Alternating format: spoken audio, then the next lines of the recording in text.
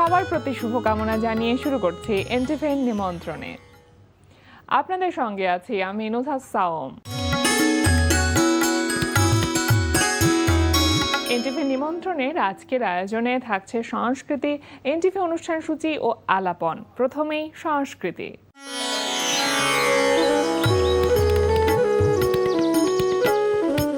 লালমাটিয়ার ভূমি আর্ট গ্যালারিতে অনুষ্ঠিত হচ্ছে দর্শন শিল্পীর দলীয় চিত্রকলা প্রদর্শনী কনফ্লুয়েন্স। প্রদর্শনীতে শিল্পীদের ওয়াটার কালার ও মিশ্র মাধ্যমে আঁকা ৫৭টি চিত্রকর্ম স্থান পেয়েছে। প্রদর্শনী চলবে ১৫ জুন পর্যন্ত। এবার এনটিভি অনুষ্ঠান সূচি। এবার জানিয়ে দিচ্ছে এনটিভির আজ রাতের বিশেষ বিশেষ অনুষ্ঠানগুলির সময়সূচি। সন্ধ্যা ৬টা ১৫ থাকছে সমসাময়িক বিষয় নিয়ে অনুষ্ঠান সংলাপ প্রতিদিন।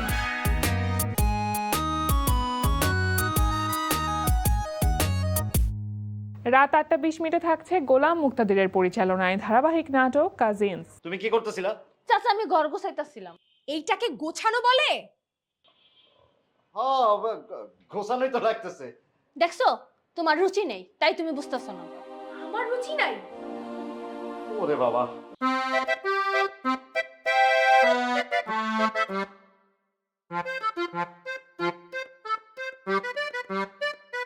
ফ্রিদা, তোর ওই বাসায় আর থাকতে হবে না। তুই আজকে যা, আমি ২-৪ দিনের মধ্যে তোর মামাদের সাথে কথা বলবো। তুই এরপর থেকে এখানেই থাকবি। কিন্তু রাত ১১টা ৩০ সরাসরি সম্প্রচার হবে মোহাম্মদ নুরুজ্জামানের প্রযোজনায় সঙ্গীতানুষ্ঠান মিউজিক নাইট। এই ছিল এনটিভির আজ রাতের বিশেষ বিশেষ অনুষ্ঠানগুলির সময়সূচি। এবার আলাপন। প্রিয় দর্শক, আমাদের আলাপনের আজকের অতিথি কবি ও কণ্ঠশিল্পী হাসান মাহমুদ। শুভ সকাল ভাইয়া। শুভ সকাল। কেমন আছেন? আমি ভালো আছি, আপনি ভালো আছেন? আমি তো ভীষণ ভালো আছি। আগামীকাল অর্থাৎ শুক্রবার ২২ মে ২০২৬ বাংলা মোটরের বিশ্ব সাহিত্য কেন্দ্রে ঠিক বিকেল ৫:৩০ আপনার লেখা একটি কাব্যগ্রন্থ যার নাম দুরাগত মাদুলের ধ্বনির দ্বিতীয় সংস্করণ উপলক্ষে একটি সুন্দর সন্ধ্যা উদযাপিত হতে যাচ্ছে আমি বলবো। সবকিছু মিলিয়ে কেমন এখন পর্যন্ত আসলে প্রিপারেশনটা কেমন? প্রকাশনা উৎসব ঠিক নয়, এই বইটির দ্বিতীয় সংস্করণ বলতে ১৮ বছর আগে বইটি প্রথম পাণ্ডুলিপি আকারে বই আকারে প্রকাশিত হয়। আচ্ছা। তো এরপরে আরেকটি সংস্করণ কিন্তু হয়েছিল। আমার কিছু নির্দিষ্ট পাঠক আছে, যে আমি যে খুব জনপ্রিয় কবি, খুব পপুলার পোয়েট সেই অর্থে বলছি না, আমার কিছু নির্দিষ্ট পাঠক আছে যারা আমার গান, আমার কবিতা, আমার সাংগঠনিক কার্যক্রমকে ভীষণভাবে ভালোবাসে, পছন্দ করে। মূলত তাদের দাবির কারণে এই বইটির দ্বিতীয় সংস্করণ। আর এই সংস্করণকে কেন্দ্র করে একটা আড্ডা, অর্থাৎ লেখক, কবি, শিল্পীদের একটা ছোট্ট গ্যাদারিং হবে বিশ্ব সাহিত্য কেন্দ্রে। সেখানে আমার লেখা কিছু গান থাকবে, আমার লেখা কিছু কবিতা অন্য আবৃত্তি শিল্পীরা করবেন। এবং যেহেতু আমি নিজে একজন কণ্ঠশিল্পী, স্বভাবত আমারও কিছু পারফর্ম করা লাগবে।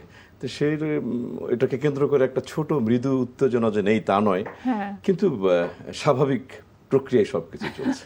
কবে থেকে এটার জন্য প্রস্তুতি নিচ্ছিলেন? গত মাসের সিদ্ধান্ত হলো যে একটা প্রোগ্রাম হবে। ১৯শে জুলাই আমার জন্মদিন।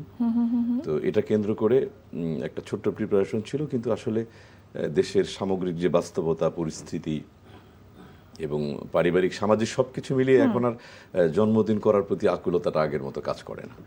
তো কিছু কিছু বন্ধুর পরামর্শে আমরা সিদ্ধান্ত নিলাম যে না, আমরা ঈদের আগেই ছোট্ট করে একটা কালচারাল গ্যাদারিং হোক। এবং ঈদের পূর্বে, কারণ আমাদের একটা ছোট্ট ছোট্ট শাখা আছে, যেহেতু আমি গান করি, কবিতা লিখি, সংগঠন করি, সবার সাথে সমন্বয় করে চলার আমার একটা তাগিদ ছোটবেলা থেকে ছিল, সেটা এখনো আছে। আচ্ছা, মানে আপনার যারা শুভাকাঙ্ক্ষিত সবাই তখন এক জায়গায় হবে, এটা কি সাধারণ যারা দর্শক রয়েছে তারাও কি সেখানে যেতে পারবেন? এখানে সবই সাধারণ, অসাধারণ কেউ থাকবে না। আসলে এটা পাবলিকলি খুব একটা, এখানে কোনো পুশিং সেল নেই, টিকিট সেল নেই। এখানে শুধু হাসানের যারা শুভাকাঙ্ক্ষী সুহৃদ তাদেরই একটা গ্যাদারিং হবে। এবং তারা এই মিডিয়ারই, কেউ হয়তো ধরেন অভিনয় করে, কেউ নাটক করে, কেউ ছবি আঁকে, কেউ আবৃত্তি করে, এরকম একটা পরিবেশটা পরি- তৈরি জি, হবে। জি। দুরাগত মাধুরীর ধ্বনি, এই কাব্যগ্রন্থটি আপনি বলছিলেন প্রথম সংস্করণ হয়েছিল 18 বছর আগে। এটি ওই কথা প্রকাশ থেকে প্রথম বইটি বেরিয়েছিল 17 না, হ্যাঁ 18 বছর আগে কথা প্রকাশ থেকে প্রথম বেরিয়েছিল, এবং তার প্রায় 15 বছর পর আরেকটি সংস্করণ, তার প্রায় 2 বছর পর আরেকটি সংস্করণ। আমার 10টি কবিতার মধ্যে এই বইটির এটা আত্মপ্রচার হয়ে যায়, কিন্তু নামের কারণে হোক অথবা কবিতার যে রসায়ন, পাঠকের তো একটা ডিমান্ড আছে, কবিতার কিন্তু আলাদা পাঠক, অবশ্যই, গানের অবশ্যই। শ্রোতার ধরন একরকম, কবিতার পাঠক আরেক রকম, উপন্যাসের পাঠক আরেক রকম। তো যদি সহজ করে বলি, কবিতা তো এক ধরনের ধ্রুপদী শিল্প, এর সাথে কিন্তু একেবারে মাস রিডারের সাথে আপনি মেলাতে পারবেন না, কানেক্ট করা যায় না। খুব দুরূহ। কবিতা তারাই পছন্দ করেন যারা একটু ধ্রুপদী শিল্পের, অর্থাৎ যারা পেন্টিংকে পছন্দ করেন, চিত্রকলা পছন্দ করেন, আর্ট ফিল্মকে পছন্দ করেন, তাদের কাছে কবিতা একটা মূলত ভালো লাগে। নান্দনিকতা বোধ বা জীবনবোধের মধ্যে গভীরতা না, যাদের মধ্যে থাকে। শিল্পের সাথে নন্দনের তো একটা নিবিড় সম্পর্ক, এটা খুবই স্বাভাবিক। কিন্তু শিল্পের যতগুলো মাধ্যম আছে তার মধ্যে দুটো মাধ্যম কিন্তু খুব সিরিয়াস, একটি হচ্ছে পেইন্টিং, একটি হচ্ছে পোয়েট্রি। কবিতা এবং চিত্রশিল্প দুটোর দর্শক এবং পাঠক কিন্তু একদম আলাদা। এটার সাথে আপনি চলচ্চিত্রের দর্শক বা গানের শ্রোতাদের মেলাতে পারবেন না। তো আমার যারা কবিতার অনুরাগী, যেন আমার প্রথম বই ছিল বিবস্ত্র রজনীর গান, কত বছর আগে, প্রায় 92-তে প্রথম বেরিয়েছিল আচ্ছা সম্ভবত। আচ্ছা। তো সেই কবিতার বইয়ের আমার যে যাত্রা, সে যাত্রা থেকে এই অবধি আমার বইয়ের সংখ্যা কিন্তু খুব বেশি নয়। না। আমাদের সময় নির্ধারণ করে বলা হয় যে আমরা 90 দশকের কবি বা কবিতা কর্মী, তো সেই হিসেবেও আমার বইয়ের সংখ্যা খুব একটা বেশি নয়। কিন্তু আমি চেষ্টা করেছি যা লিখব, যা লিখতে চাই, তা যেন পাঠকের মনন এবং মগজ এবং স্নায়ুকে স্পর্শ করে, বাহ। একটা মেসেজ যেন থাকে। শুধু কবিতার জন্য কবিতা, আমি তুমি, তুমি আমি, না। শুধু প্রেম, শুধু প্রেমিকা। কবি হবার জন্য কবিতা লেখা নয়। জি, আমি আদ্যপান্ত চেষ্টা করেছি যে কবি বিশেষণ আমার জন্য খুব জরুরি নয়। হ্যাঁ। আমার জন্য জরুরি হচ্ছে যে আমি পাঠকের জন্য কি নির্মাণ করতে পারলাম, কি সৃষ্টি করতে পারলাম। জি। পাঠক আমার লাইনগুলো পড়ে, কারণ কবিতা তো জীবনের নির্যাস, অভিজ্ঞতার নির্যাস, এবং আপনার চোখে যে আপনার যে স্বপ্ন, আপনার যে দেশাত্মবোধ, মাটির প্রতি, মানুষের প্রতি আপনার যে অনুরাগ, তারই তো বহিঃপ্রকাশ কবিতা। কবিতা তো কোনো স্থির চিত্র নয়, আবার শুধু কল্পনা নয়। শুধু কল্পনা নির্ভর কবিতা হয়, তাহলে কিন্তু পাঠক, সব শ্রেণীর পাঠককে আপনি স্পর্শ করতে পারবেন না। আমরা তো জীবনানন্দ দাশের বনলতা সেনকে চিনি। আমাদের বনলতা সেন কোথা থেকে এসেছে, তার বাসা কোথায়? প্রত্যেক কবির একটি কাল্পনিক চরিত্র থাকে, যেমন মোনালিসা, লাবণ্য, কেমন হেলেন, এক একজন। তো আদতে আমাদের সময় আমরা একটা অস্থির সময়, আমাদের আত্মপ্রকাশ, এটা আমাদের জন্য একদিক থেকে দুর্ভাগ্য, আরেক দিক থেকে সৌভাগ্য, যে আমরা কিন্তু ওই মোনালিসার মতো, লাবণ্যের মতো, ট্রয়ার হেলেনের মতো কোনো ক্যারেক্টার তৈরি করতে পারিনি। জীবনানন্দ দাশের মতো বনলতা সেনকে চিহ্নিত করতে পারিনি। ইতিহাস বলে জীবনানন্দ দাশ কিন্তু এখন যেই বনলতাকে আমরা জানতাম, যে বনলতা সেন আদতে কি একটি তার মানস প্রতিমা, তার প্রিয়তমা, সে কি আদতে কোনো নারী, এটা কিন্তু এখন প্রশ্নের ব্যাপার। তো এই যে আমাদের আমি কিন্তু বলিনি আমার বনলতা সেন, আমাদের বনলতা সেন হচ্ছে আমাদের প্রত্যেকটা সৃজনশীল মানুষের ভেতরের যেই অনুরণন, হ্যাঁ। প্রেম, সাবস্টিকেশন, তারই আচ্ছা। একটি বহিঃপ্রকাশ। বাহ। ব্যক্তির কোনো মানবী নয়, ব্যক্তির কোনো প্রেমিকা নয়। আমাদের বনলতা সেন হচ্ছে যে আমরা চাই যে আমাদের কল্পনার জগতে, আমাদের যে পর্যটন, আমাদের যে ভ্রমণ, সেখানে এমন একটি পৃথিবী, এমন একটি রূপ, এমন একটি দেশ, এমন একটি পরিবার, যে পরিবারটা খুব স্নিগ্ধ, সুন্দর, কল্পনাময়, কাব্যময়, রোমান্টিক। বাহ, এটি হচ্ছে আমাদের। কি দারুণ ভাবনা। আপনি যখন কথা বলেন তখন সেটা আসলে শুনতে কবিতার মতনই শোনায়, কিন্তু তারপরও আপনার কণ্ঠে একটি কবিতা শুনতে চাইবো। কোন কবিতাটা শুনতে? আমি কি আমার আরেকটি প্রিয় কাব্য, যেদিকে তাকাই উপকূল, আমি উপকূলের ছেলে, তো এখান থেকে পড়বো না দুরাগত মাদলের ধ্বনি থেকে পড়বো? আপনার ইচ্ছা, আপনার যেটা প্রিয় সেটা। ঠিক আছে। রক্ত জবার মতো ফুটে আছো, রক্ত জবার মতো ফুটে আছো উপকূল জুড়ে, তোমার বিস্তীর্ণ জলাধারে অপেক্ষা করছে পাথর সময়। জীবনের খেরো খাতা পেছনে ফেলে প্রণোদনাহীন মানুষেরা নির্ভার তাকিয়ে দুরান্তের ওই কুহক শাখায়। ও শাহবাজপুর, তুমি দেখছো না পাতার পেছনে লুকানো আলো আনন্দের এই যৌথ উদ্ভাস? অপরাহ্নের রক্তাভ আকাশ থেকে ঝরে পড়ছে যে ক্ষমা, তাকে ওরা করুণা শোনায় বলো কোন অহংকারে? তেঁতুলিয়ার উচ্ছ্বাস, মেঘনার ক্রন্দন, বঙ্গোপসাগরের উদ্বেলিত ঢেউ কি প্রান্তজনের গান নয়?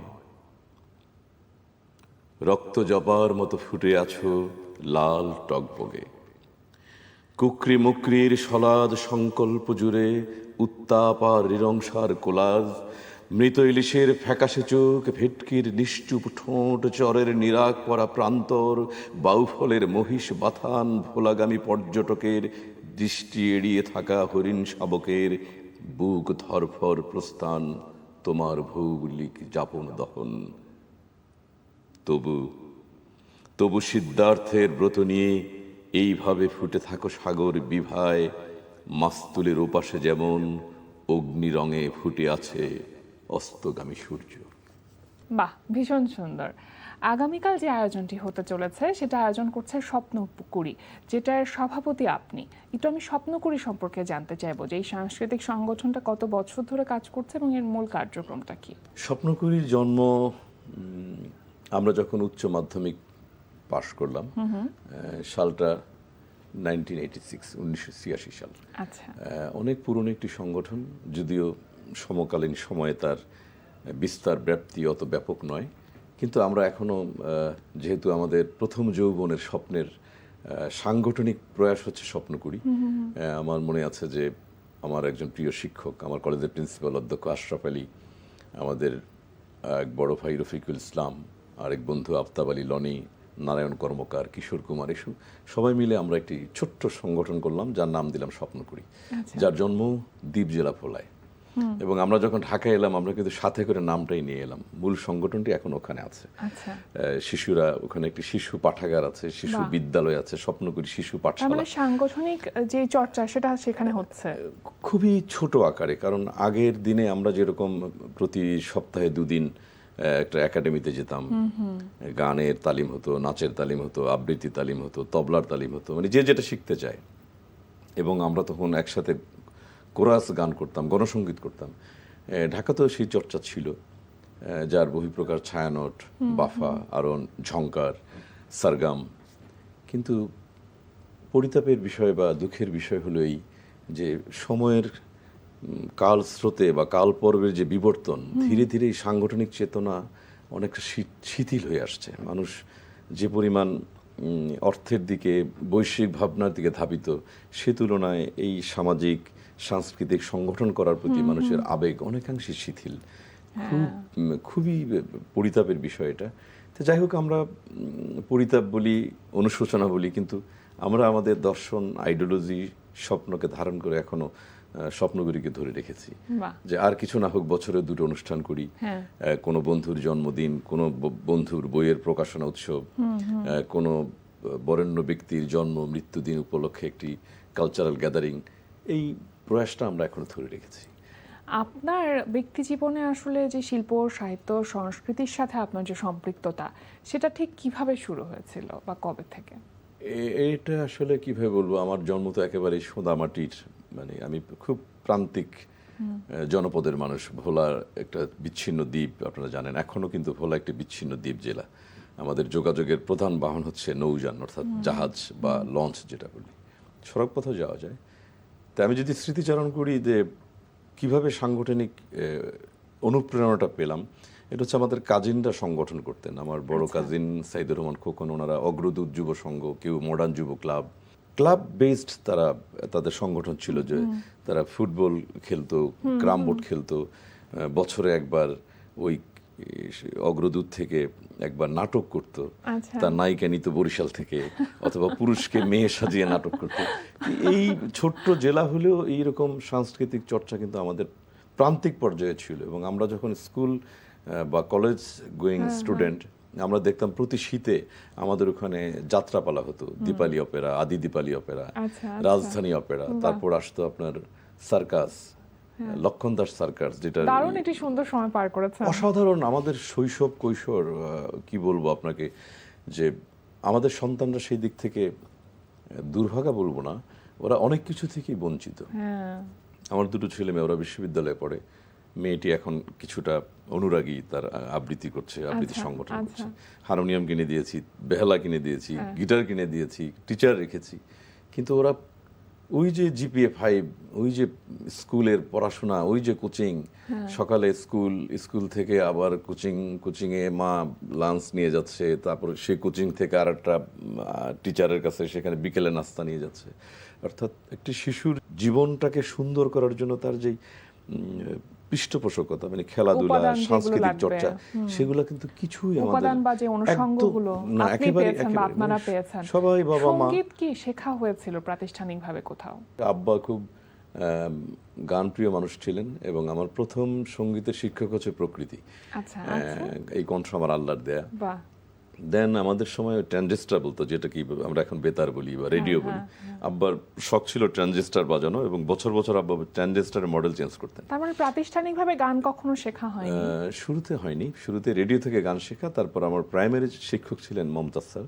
স্যারও অনেকটা আমার মতোই দেখতে দেখতে প্রকৃতি থেকে শিখেছেন, কিন্তু অবশ্যই কৃতজ্ঞতা স্বীকার করতে হয় আমার স্যারের কাছে, যে তার কাছে আমি প্রথম জি। হারমোনিয়ামের রিড ধরা শিখেছি। বাহ, তখন আমি ষষ্ঠ শ্রেণীর ছাত্র। আচ্ছা, তারপর ঢাকায় এসে আমি তালিম নেই শ্রদ্ধেয় বশির আহমেদ, ফরিদা পারভিন, বাহ। আমাদের পরম শ্রদ্ধেয় দেবু ভট্টাচার্য। তার কাছে তালিম নেইনি, কিন্তু দীর্ঘদিন দাদার সান্নিধ্যে ছিলাম। উনি আমাকে ভীষণ স্নেহ করতেন। তো এই বরেণ্য শাহিন সর্দার, বরেণ্য অনেক শিল্পীর, অনেক সুরকারের, এই গুণী মানুষদের সান্নিধ্য আপনাকে অনেক বেশি সমৃদ্ধ করেছে একজন সঙ্গীত শিল্পী হিসেবে নিজের আত্মপ্রকাশ করতে বলি, বা একজন কবি হিসেবে নিজেকে উপস্থাপন করবার ক্ষেত্রে বলি, বা একজন আবৃত্তি শিল্পী হিসেবে উপস্থাপন করবার ক্ষেত্রে বলি, সব দিক থেকে। একেবারে শেষের দিকে আমরা চলে এসেছি। ছিল অনেক অনেক শুভকামনা রইল আপনার জন্য, এবং দুরাগত মাদলের ধ্বনির দ্বিতীয় সংস্করণ উপলক্ষে যেই আয়োজনটি আগামীকাল বিশ্ব সাহিত্য কেন্দ্রে হতে চলেছে, যারা আয়োজন করছে, যে আয়োজনটি করছে স্বপ্ন করি, তার জন্য অনেক অনেক শুভকামনা রইল। আজকে আমাদের আয়োজনে আসবার জন্য আপনাকে অনেক ধন্যবাদ।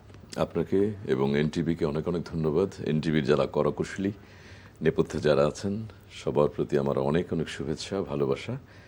এবং এখন পর্যন্ত আমরা মনে করি এনটিভি হচ্ছে বাংলাদেশের বেসরকারি চ্যানেলের মধ্যে সবচেয়ে জনপ্রিয় চ্যানেল। তার এই জনপ্রিয়তা যেন ক্রমাগতভাবে আরও আরও উত্তরণ ঘটে। অনেক অনেক ধন্যবাদ। আপনাকে ধন্যবাদ। প্রিয় দর্শক, আমরা চলে এসেছি অনুষ্ঠানের শেষ প্রান্তে। অনুষ্ঠান সম্পর্কে আপনার মতামত জানাতে মেইল করুন ntvnemontrone@ntvpd.com। বিশ্বের যে কোনো প্রান্ত থেকে যে কোনো সময় এনটিভি নেমন্ত্রণে দেখতে ভিজিট করুন আমাদের পূর্ণাঙ্গ ওয়েব পোর্টাল www.ntvpd.com। এছাড়া এনটিভি সব জনপ্রিয় অনুষ্ঠান ও খবরের আপডেট পেতে ভিজিট করুন আমাদের ইউটিউব চ্যানেল ও ভেরিফাইড ফেসবুক পেজে। সবার মঙ্গল কামনায় আজকের মতো এখানেই শেষ করছি। সবাই ভালো থাকুন, সুস্থ থাকুন, সুন্দর হোক আপনার প্রতিটি মুহূর্ত।